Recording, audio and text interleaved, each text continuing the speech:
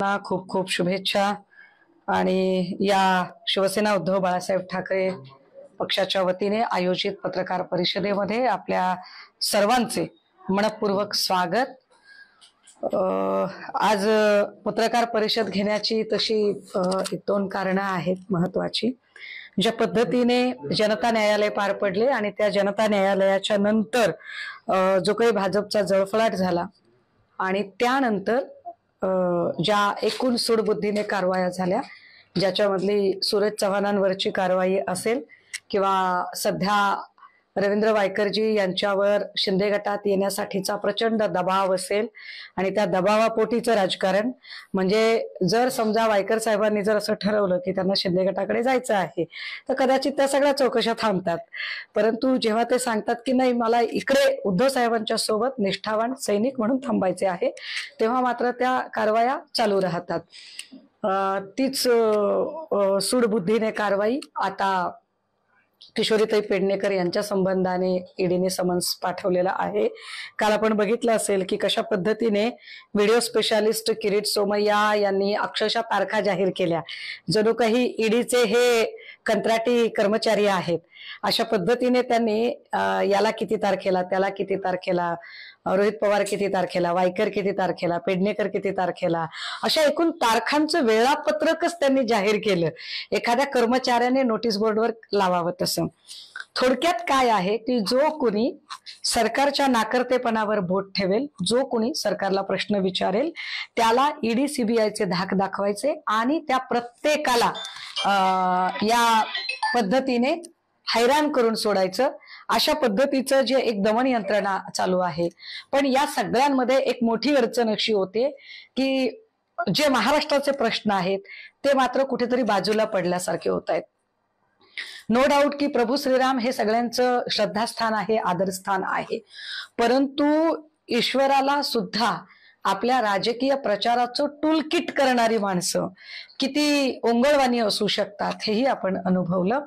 कारण ज्यांना ह्याची कल्पना आहे की उद्याला महाराष्ट्रात किंवा भारतात आपण निवडणुकांना जेव्हा सामोरं जाऊ त्यावेळेला बोलण्यासाठी मुद्दाच नाहीये कोणता, कारण सगळ्याच आघाड्यांवर हे लोक सपशेल अपयशी ठरलेले आहेत। मग महागाई असेल, बेरोजगारी असेल, शेतकऱ्यांचे प्रश्न असतील, महिला सुरक्षा असेल, कंत्राटी भरती असेल, भरती घोटाळे असतील, अगदी आता तलाठी भरती नवीन उघडकीस आलेला टेंडर भरती घोटाळा असेल, अंगणवाडी सेविकांचे प्रश्न असतील, या सगळ्या एकूण प्रश्नांवरती सपशेल अपयशी ठरणारं सरकार आता काय करायचं, तर लोकांना आपण अशा पद्धतीने काही कच्छपी लावू शकतो का, आणि यासाठी चक्क प्रभू श्रीरामाला वेठीस धरण्याचा प्रयत्न त्यांच्याकडून केला जातोय। आणि 72 तास आधी ज्यांच्यावरती 70,000 कोटी घोटाळ्याचा आरोप केला लगेच त्यांना सामावून घेतलं, किंवा खाली देवेंद्रजी म्हणाले की आम्ही राष्ट्रवादीशी युती करणार नाही, पण त्यांनी घरोबा केला, किंवा त्यांच्या वळचणीला जाऊन बसलेले सध्याचे विद्यमान मुख्यमंत्री शिंदे साहेब म्हणाले की मी यांच्या मांडीला मांडी लावून राजकारण करू शकत नाही, पण आता अगदी त्यांच्या मांडीवर जाऊन बसलेले आहेत, इव्हन ते कमळावर निवडणूक लढवायला सुद्धा इच्छुक आहेत। तर या सगळ्या लोकांना प्रभू श्रीराम कळलेत असं अजिबात वाटत नाही, कारण प्रभू श्रीराम हे मर्यादा पुरुषोत्तम होते आणि शिंदे गटाचे लोक ज्या पद्धतीने महिलांवर बोलतात यांनी सगळ्या मर्यादा सोडलेल्या आहेत। त्यामुळे मर्यादा काय असतात, लोकांचे प्रश्न काय आहेत यावर चर्चा करण्यासाठी आणि प्रभू श्रीरामाचे सच्चे अनुयायी आम्हाला सन्माननीय उद्धव साहेब वाटतात, परंतु इथे उद्धव साहेबांचं जसं रामाचं राज्य कपटनीतीने आणि कूटनीतीने हिरावून घेतलं, अगदी त्याच पद्धतीने उद्धव साहेबांचंही राजपाट कूटनीती आणि कपटनीतीने हिरावून घेतला गेला। आणि म्हणून जर आमचा नेता एक ज्या पद्धतीने एका त्रासाला सामोरं जात आहे, अशा वेळेला आम्ही खूप आलिशान आयुष्य जगावे असे आम्हाला अजिबात वाटत नाही। आणि म्हणून कुठल्याही लक्झरियस सुविधा न घेता, जसं की काही हॉटेल ट्रीटमेंट असतील किंवा राहणं असेल, भोजन व्यवस्था असेल, अशी कुठलीही व्यवस्था न घेता आम्ही आमचे टेंट कॅरी करू, आम्ही आमचं जेवण बनवून खाऊ आणि लोकांशी फक्त संवाद करणे, यामध्ये सभा नसतील, यामध्ये फक्त आणि फक्त लोकांशी चर्चा करणे, लोकांचे प्रश्न समजून घेणे, इथल्या गरीब, कष्टकरी, असंघटित क्षेत्रातील कामगार, महिला, विद्यार्थी, संशोधक विद्यार्थी, सुशिक्षित युवक, बेरोजगार आणि बचत गटाच्या महिला, अशा अनेक अनगिनत कंपू आणि अनगिनत पैलूंवर प्रकाश टाकत ही संवाद यात्रा पुढे पुढे सरकत जाईल. रोजचं अंतर साधारणतः 20 किलोमीटरचा हा टप्पा रोज पार केला जाईल आणि यात सगळ्यांची उद्घोषणा करण्यासाठी म्हणून याची आम्ही जी टॅगलाईन ठरवलेली आहे ती टॅगलाईन अशी आहे, लेक महाराष्ट्राची, साध मातोश्रीची, की महाराष्ट्राच्या सगळ्या जिजाऊ सावित्रीच्या ज्या लेकी आहेत त्या जिजाऊ सावित्रीच्या लेकी या अभियानामध्ये सामील होऊ शकतात. हे अभियान पक्षीय राजकारणाच्या पलीकडे जाऊन महाराष्ट्रातल्या महिलांचे, कष्टकऱ्यांचे आणि गोरगरिबांचे प्रश्न समजून घेण्यासाठी आणि त्यांच्याशी खरा संवाद साधण्यासाठी म्हणून असणार आहे. या अभियानामध्ये हे अभियान साधारणतः 30 तारखेपासून ते मला असं वाटतं काहीतरी 3 फेब्रुवारी पर्यंत चालणारं अभियान आहे. या अभियानामध्ये फक्त 2 ठिकाणी आम्हाला स्थानिक प्रशासनाने परवानगी नाकारलेली आहे. तो जंगल एरिया आहे म्हणून. होणार की 3 मार्च का? मार्च मार्च मध्ये असणार आहे ते. आणि या सगळ्यांमध्ये ज्या 13 लोकसभा येतात याचा साधारणतः जो रूट असणार आहे तो बुलढाणा सिंदखेड राजावरून लोणार, दुसरबीड, मेकर, पुढे रिसोड, ठाणे असा तो एकूण रूट असेल. आणि या रूटवरच्या प्रत्येक ठिकाणी जी काही लोक भेटतात त्या लोकांशी बोलणे. आणि ईडी हे सरकार सर्वसामान्यांचे नाही, हे सरकार ईडीचे सरकार आहे. तर या ईडी सरकारच्या संबंधाने लोकांची मतं काय आहेत ते जाणून घ्यायला पण आम्हाला आवडेल.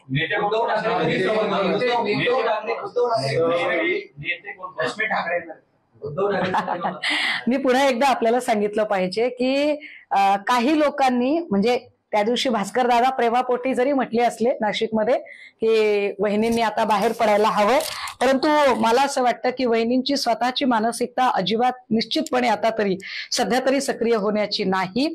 कारण आम्ही स्वतः त्यांना आग्रह केला होता की त्यांनी उद्घाटनासाठी आम्हाला हिरवा झेंडा दाखवायला थांबावं, परंतु त्यांनी स्पष्टपणे त्या गोष्टीसाठी नकार दिला. ज्या आहे ती जबाबदारी त्या आत्ता म्हणजे गृहिणी ही जबाबदारी त्या छान पार पाडत आहेत.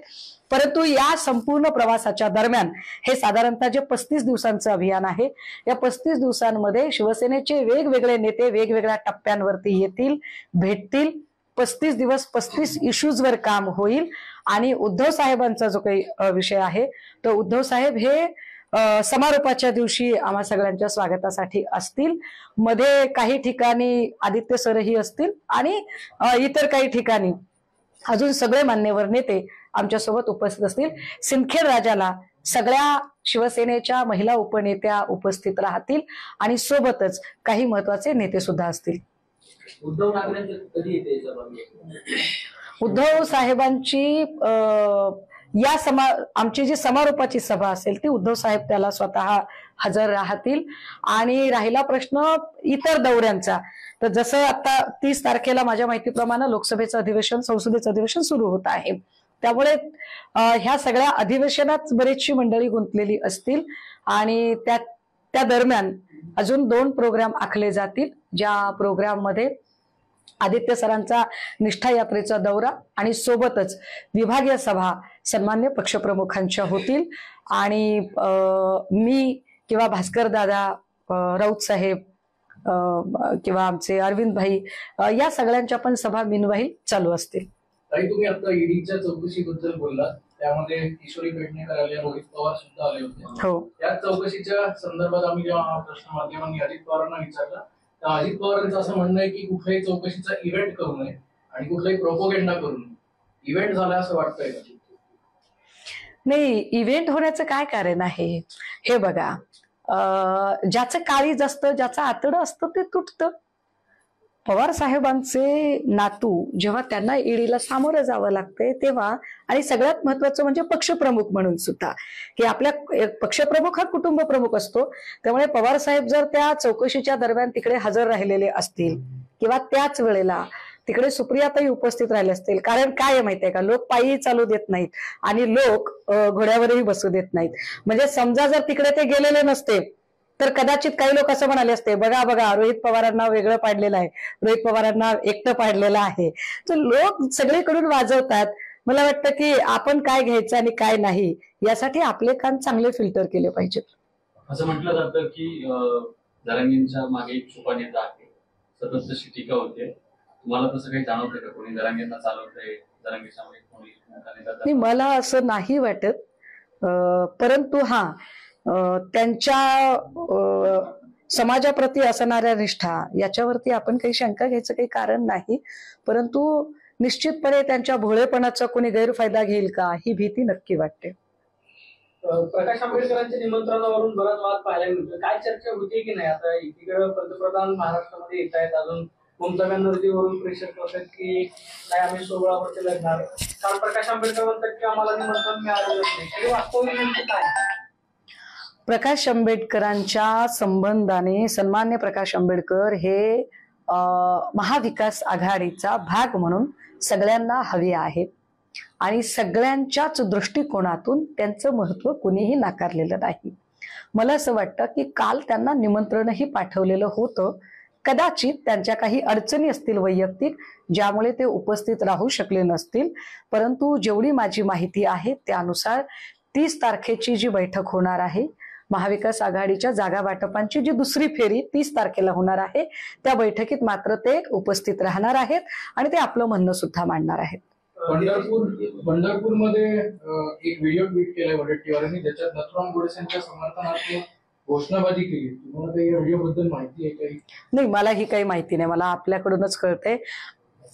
राहिला प्रश्न मुनगंटीवारांचा, तो मुनगंटीवार काहीही करू शकतात आणि काहीही बोलू शकतात. सॉरी, वडेट्टीवारांच्या बद्दल मला मुनगंटीवार ऐकायला आलं. आणि वडेट्टीवारांनी कुठला व्हिडिओ ट्विट केला हे मी अजूनही बघितलेलं नाही. मला आपल्याकडून माहिती मिळते, मी निश्चितपणे ती बघितल्यावर व्यक्त होईल. नितीश राणेंनी रोहित पवार, शरद पवार आणि सुप्रिया सुळेंचा फोटो ट्विट केलाय. ते असं म्हणतात की तिघांचाही बाजार उडलेला आहे. हा फोटो त्यांनी ट्विटरवरती शेअर करत पोस्ट केले. किल्ल्या पिल्ल्यांवर आपण बोलू नये. नेक्स्ट. पण मग निलेश राणे असं म्हणतात की महाभारतातल्या संजयला दृष्टी होती, पत्रा चोरचा जो संजय आहे तो 260 लावून येतो. टिल्ल्या पिल्ल्या लेकरांवर आपण बोलू नये. शेंबडी लेकरात बोलत राहतात, काय त्यात एवढं? नाही, त्यांना कोणी गांभीर्याने घेत नाही, त्यामुळे कुठलाही गैरसमज पसरत नाही. त्यांना कोणी गांभीर्याने घेत असतं तर नक्की मी उत्तर दिलं असतं ना. आम्हाला काही ते गांभीर्याने घ्यावं असं पात्रच वाटत नाही. ठीक आहे, आता काय आहे म्हणजे देवेंद्रजींच्याकडे अशा बार्किंग ब्रिगेड मधली काही लोक असतात की ज्या बिचाऱ्यांची रोजंदारीच चालते. आणि काय आहे माहितीये का, उद्धव साहेब एकीकडे तर हे लोक, मला यांचं गंमत म्हणजे कौतुक वाटतं, एकीकडे सांगतात की उद्धव साहेबांचा पक्ष आता पक्ष राहिला नाही, संपत आलाय. अरे संपत आलाय तर चर्चा कशाला करता एवढी? म्हणजे महाराष्ट्र काँग्रेस मुक्त जेव्हा व्हायचा तेव्हा होईल, किंवा भारत काँग्रेस मुक्त व्हायचा तेव्हा होईल. पण आधी देवेंद्रजींनी आणि त्यांच्या बार्किंग ब्रिगेड मधले जे लोक आहेत त्यांनी किमान आपली भाषणं तरी ठाकरे मुक्त करून दाखवावीत. अजून तुमचं भाषणच ठाकरे मुक्त झालेलं नाहीये. इतकी भीती वाटते, ज्या अर्थी सकाळी उठल्यापासून संध्याकाळपर्यंत हे सगळे असे टिल्ले पिल्ले बोलत राहतात. याचा अर्थ असा आहे की या सगळ्यांना एक टास्क दिलेला आहे दिवसभराचा. कशासाठी? की अरे एवढं सगळं करून सुद्धा हा अभेद्य किल्ला कुठूनही, साधा एक बुरुजही, ढासळणे तर दूर, साधा तो खिळखिळा सुद्धा कसा होत नाही. त्यामुळे हे बिचारे सगळे डेस्परेटली प्रयत्न करतात. संजय राऊतांना पण दिला का? नाही, सन्मान्य संजय राऊत साहेब हे पक्षाची बाजू म्हणतात. सन्मान्य संजय राऊत साहेब यानं काय केलं, त्याने काय केलं, हा 90 तो 60 असल्या शेंबड्या भाषा करत नाही. जरांगींचे हेतूविषयी शंका नाही असं तुम्ही म्हटलात, मात्र त्यांच्या म्हणजे आंदोलनाविषयी किंवा आंदोलनाच्या स्वरूपाविषयी नेहमीच प्रश्न उपस्थित होतात. तुम्ही देखील आधी केले होते.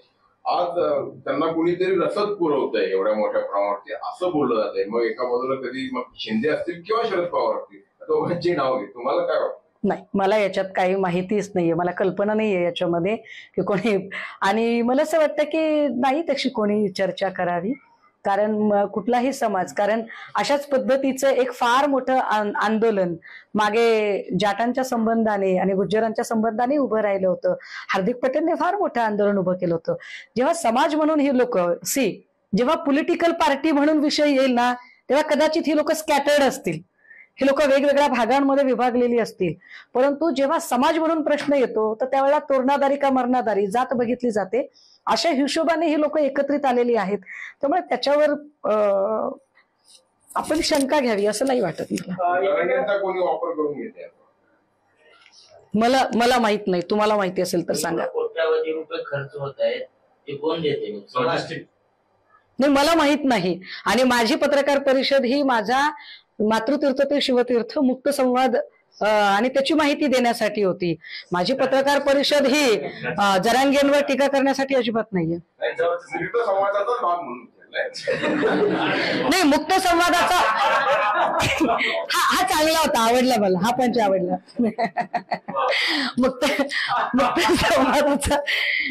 मुक्त संवादाचा भाग म्हणून आपण, मला असं वाटतं की जरांगे सरकारला प्रश्न विचारत आहेत आणि मी सुद्धा सरकारला प्रश्न विचारते. जे लोक सरकारला प्रश्न विचारत आहेत ते माझ्या मित्र यादीत असावेत, तर मी मित्र यादीबद्दल का चर्चा करावी? मी सरकारला प्रश्न विचारावेत आणि सरकारला बोलावं. कोण कोण म्हणताय? ठाकरेंसोबत सरकार चालतं? अहो, आम्ही कुठे काय म्हटलं? हे बघा, खरं तर ना याच्यातलं एकही वाक्य ह्याच्यासोबत चालतं का, त्याच्यासोबत चालत नाही का? उलट मी तर राज्यशास्त्राची विद्यार्थिनी म्हणून सांगेल की काय म्हणता येईल त्याला, राजकारणात कुणीही कधीही सदा सर्व काळ अस्पृश्य नसतं आणि कुणीही कधीही सदा सर्व काळ एकमेकांचा मित्र किंवा शत्रू सुद्धा नसतं. त्यामुळे काही बोलायचीच गरज नाही. हा, पण मागे कोणीतरी म्हणत होतं बाबा की इकडचे सगळे उद्योग तिकडे पळवले, गॅस किती महाग झाला, सिमेंट किती महाग झालं, स्टील किती महाग झालं, वाळू किती महाग झाली आणि तरी कसे कमळाबाई कमळाबाई करताय. तर असं कोणीतरी बोलत होतं. ते कोण बोलत होतं ते काही मला माहित नाही. पवारांनी परवा गुंडा गजानन माने यांची भेट घेतली घरी जाऊन, सरकार विकार केला त्यांचा. अजित पवारांना हे माहितीच नाही असं दादा म्हणतात. आज माहिती नसेल कदाचित माहिती. उपमुख्यमंत्री आहेत, खूप साऱ्या गोष्टी. मलाही माझ्या लेखीचं बऱ्याचदा वेळापत्रक समजून घेताना कठीण जातं किंवा लक्ष देता येत नाही मला. तसंही उपमुख्यमंत्री म्हणून महाराष्ट्राचे अनेक टास्क करताना कदाचित त्यांना कल्पना नसेल. त्यांना कल्पना असती तर त्यांनी कदाचित अडवलंही असतं किंवा काही सांगितलं असतं. आपण, मला माहित नाही, म्हणजे त्यांना माहित होतं का नव्हतं हे मला माहित नाही. त्यामुळे ते माहित नाही म्हणताहेत. एवढं मला आता तुमच्याकडून माहित झालेलं आहे. त्यामुळे जेवढं मला माहित झालेलं आहे तेवढ्या माहितीवर मी ही माहिती तुम्हाला पोहोचवत आहे.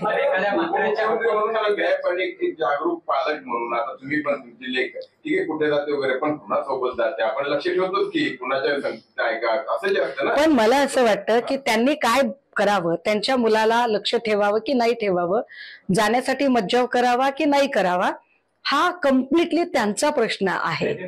It's none of my business. मी का त्याच्यावर वक्तव्य करावीत? म्हणजे तुम्हाला जर अपेक्षा असेल की मी काहीतरी असं बोलावं आणि तुम्ही ती लाईन चालवावी, तर असं अजिबात होणार नाहीये. मुक्त संवाद करताना सुद्धा माझ्या पक्क लक्षात आहे की मला काय सांगायचं आहे. मला मातृतीर्थ ते शिवतीर्थ मुक्त संवादावर बोलायचं. अशा पद्धतीने भेट घेतली विषय असा आहे. नाही, पण हा प्रश्न तुम्ही जेव्हा काही टिल्ले पिल्ले इकडे तिकडे गेले होते तेव्हा पण उपस्थित करायला पाहिजे होता. तेही गेले ना. Every action has a equal reaction. नाही, विरोधक असणं, मी विरोधक आहे म्हणजे काय मी काठ्यालाट्या घेऊन उभी आहे काय? माझे काही वैचारिक मतभेद आहेत. माझे वैचारिक मतभेद उद्या जर देवेंद्रजी जर आमच्या शिवसेनेकडे आले तर कदाचित नसतील. देवेंद्रजींनी जर आमची विचारधारा स्वीकारली तर नसेल. नाहीतरी देवेंद्रजींना आता पक्षात त्यांची जशी काही कोंडी होणार आहे आणि ज्या पद्धतीने देवेंद्रजी आत्ता त्यांची इमेज महाराष्ट्रात आणि एकूण भाजपामध्ये आहे ती फार वाईट आहे, अत्यंत वाईट आहे ती इमेज. तुम्ही काय प्रयत्न करताय त्यांना घेण्याची इकडे? हा, पण मी पुण्यातल्या काही लोकांना घेण्याचा प्रयत्न नक्की करेल. संजीव ठाकूरांचं काय? संजीव ठाकूर आणि ललित पाटील यावर जास्त प्रश्न आपण त्याच गृहमंत्र्यांना विचारले पाहिजेत की जे फार मोठं नेक्सस बाहेर काढवते. मी म्हटलं ना की एकवचनी असणं म्हणणं वेगळं आणि असणं वेगळं, यांच्यात कुठलाच एकवचनी असण्याचा गुण नाहीये. कुठलाच शब्द ते पाळत नाहीत. कुठलं नेक्सस बाहेर काढलं त्यांच्याच जीवाला माहिती. ना संजीव ठाकूरचं काही केलं ना ललित पाटीलचं काही केलं. बोलाचीच कडी आणि बोलाचाच भात असं सगळं. हा, परंतु हा विषय आम्ही सोडून दिलाय असं जर त्यांचं म्हणणं असेल तर ते भ्रमात आहेत. त्यावर मी माझी अगदी बैजवार मांडणी नाशिकच्या अधिवेशनात सुद्धा केली. मुख्यमंत्री एकनाथ शिंदे परत एकदा हेलिकॉप्टर घेऊन 3 दिवस शेतामध्ये गेले, रमले. एकीकडे आरक्षण चाललंय, उद्देश आरक्षणाचा एवढा मोठा प्रश्न आहे. तुम्ही म्हणताय की उपमुख्यमंत्र्यांना करायची वेळ नसेल, बिझी असतील. उपमुख्यमंत्री एवढं काम करतायत तर मुख्यमंत्री 3 दिवस शेतामध्ये काय करतात असा सुद्धा प्रश्न विरोधकांना. पण तुम्ही वाईट बोलताय तुम्ही उलट. का मुख्यमंत्री शेतकऱ्याच्या पोराने हेलिकॉप्टरमध्ये बसू नये काय? शेतकऱ्याच्या पोराने 3 दिवस हेलिकॉप्टरमध्ये फिरू नये? अहो, तो शेतकऱ्याचा पोरगा म्हणून हेलिकॉप्टरमध्ये बसला असेल तर आपण मान्य करून घेतलं पाहिजे. असं आहे की असेल त्यांची काही दऱ्यामध्ये एखादी पूजा ठेवली असेल, एखादी पूजा दिवसा असेल, एखादी पूजा रात्री असेल, असू शकतात. पूजा अर्चा करायला गेले असतील तर आपण का बरं त्याच्यावर आक्षेप घ्यावे? राज्यात मराठा बाकी विषय. अहो, पण ते पण स्वतः मराठा आहेत ना. कोण? एकनाथ शिंदे साहेब पण स्वतः मराठा आहेत. त्यामुळे शिंदे साहेबांना मराठा म्हणून जसं मी म्हटलं ना की मरणाधारी का तोरणाधारी काळीज तुटतं माणसाचं, तसं त्यांचंही काळीज तुटत असावं असा माझा समज आहे. आणि अजितदादांचं पण तसं काळीज तुटत असावं असा माझा समज आहे. त्यामुळे ते नक्की त्याची काळजी घेतील. राष्ट्रवादी अजित पवार गट किंवा मुक्त संवादावर बोलूया का आपण? शिवतीर्थ आणि मातृतीर्थ मुक्त संवादावर बोलूया. ते सगळं विचार. अजून काही सांगायचं का मुक्त संवादाचं? ते सांगा, मग बाकीचे प्रश्न. बरं, हा विचारा. ठीक आहे चला. मुक्त संवाद तर मुक्त संवाद. पहिला मुक्त संवाद इथूनच सुरुवात. हा, फडणवीस राहिले ना काय फडणवीसांचं? दोघांचीच नावं घेतली म्हणून. फडणवीसांचं जर काळीज तुटलं असतं ना तर फडणवीसांनी गृहमंत्री म्हणून अंतरवली सराटीत आंदोलन चालू असताना लाठी हल्ल्याचे आदेश दिले नसते. त्यांचं जर काळीज तुटलं असतं तर त्यांनी बारसू रिफायनरीच्या आंदोलकांवर लाठी हल्ल्याचे आदेश दिले नसते. त्यांचं जर काळीज तुटलं असतं तर त्यांनी आळंदी देहूच्या वारकऱ्यांवर लाठी हल्ला करण्याचे आदेश दिले नसते. त्यामुळे मुळात काळीज असणे, काळजी त्यांनाच वाटते ज्यांना काळीज आहे, तर त्याच्यावर विचार केला पाहिजे देवेंद्रजींच्या त्या काळीज आणि काळजीवरती सुद्धा. फडणवीस मराठा नाही म्हणून त्यांनी लाठी हल्ल्याचे आदेश दिले. नाही, मला असं जातीत जायला अजिबात आवडणार नाही, कारण मी स्वतः खूप डिकास्ट होऊन विचार करणाऱ्यांपैकी आहे. त्यामुळे कुणीतरी अमुक एक जातीचा आहे म्हणून त्यावर आरोप करणे हे निश्चितपणे चुकी, म्हणजे मला ते पटणारच नाहीये. आणि तो कुठल्याही जातीचा, असं काही नसतं की अमुक एका जातीचा माणूस म्हणजे खूप चांगला आणि अमुक एका जातीचा माणूस म्हणजे खूप वाईट, असं कधीही असू शकत नाही. उलट आपण सगळ्या सोयऱ्यांची व्याख्या जरा वेगळी करावी. सोय बघेल तो सोयरा, गैरसोय करेल तो कसला सोयरा? त्यामुळे जरांगेंची सोय जे करतील ते सोयरे असतील, पण जरांगेंची जर गैरसोय होत असेल, नाही, पण शिंदे किंवा दादांमुळे जर गैरसोय होत असेल तर मग मात्र विचार करावा लागेल ना. नाही, तुम्ही वेगळ्या अर्थाने सोय करताय, मी त्या अर्थाने नाही बोलत आहे. तुम्ही त्याला पॉलिटिकली कॉट करायचा प्रयत्न करताय, पण असं काही नाहीये, एक लक्षात घ्या. मी बोलताना माझा अँगल अत्यंत वेगळा आहे. तुम्ही त्याला कितीही असं ठरवून त्याला ट्रॅप करायचा प्रयत्न केला तरी ते ट्रॅप होणार नाही. त्यामुळे तुमचा मुक्त संवाद नक्की आवडेल मला. करा मुक्त संवाद. त्याच्या अगोदर परवापर्यंत जरांगी शिष्टमंडळाला भेटले तेव्हा ते जाहीर भेटले, सगळ्यांच्या समोर भेटले, मीडियाच्या समोर भेटले. जे सरकारचे शिष्टमंडळ लोक भेटायला जातात. काल पहिल्यांदा असं घडलं लोणावळ्यात. शिष्टमंडळ काल जरांगींना भेटायला गेलं, ते एका बंगल्यात बंददार आड भेटलं. तिथे ना मीडियाला आत येऊ दिलं गेलं ना तिथे त्यांच्या सहकार्यांना आत येऊ दिलं गेलं. सभा होती, सभेचं स्टेज होतं, तिथे भेटू शकले असते नेहमीप्रमाणे, पण काल जरांगींनी ते टाळलं. असेल काही गर्दीमुळे शक्य झालं नसेल किंवा अजून काही कारण असू शकतील. सुतावरून स्वर्ग का गाठावा आपण, असू शकतात काही कारण. जरांगे सारख्या एवढ्या मोठ्या लोक काय त्याचं पाठबळ असणारा, जनतेचं नागरिकांचा समाजाचं पाठबळ असणारा माणूस शिवसेनेत असावा असं वाटतं? नाही, मला असं अजिबात वाटत नाही. मला असं वाटतं की काही माणसं ही जर सोशल लिडरशिप करत असतील तर ती सोशल लिडरशिप करणारी असावीत, कारण तिथे ती अजून चांगलं आणि खूप फ्रीलान्स काम करू शकतात. पॉलिटिकल लिडरशिप अजून वेगळी गोष्ट असते आणि तिथे बऱ्याचदा अडचणी निर्माण होतात. त्यामुळे सोशल लिडरशिप करणारी माणसं आपल्याकडे खूप कमी आहेत. त्यामुळे खूप चांगल्या अर्थाने, खूप सद्भावनेने मला असं वाटतं की नाही, असं काही मला वाटतं. लोकशाही मराठी ऐका, पहा, जागरूक रहा.